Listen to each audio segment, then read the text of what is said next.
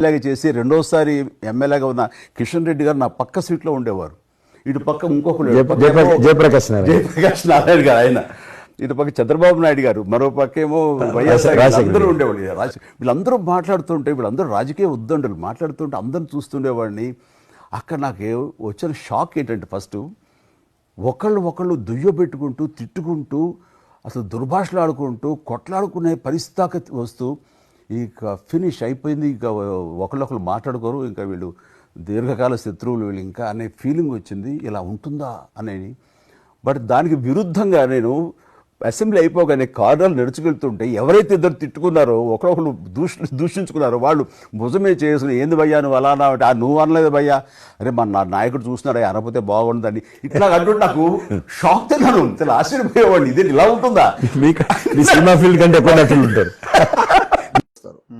కాంగ్రెస్ లో బీఆర్ఎస్ మనుషులు ఉంటారు, రెండు పార్టీలలో బీజేపీ మనుషులు ఉంటారు. కాబట్టి ఈ పార్టీలు వీళ్ళకి కంపెనీలతో సమానం. అంటే వాళ్ళు ఆనందంగా ప్రతిరోజు మూడు పార్టీల నాయకత్వం ప్రతిరోజు మాట్లాడుకుంటారు.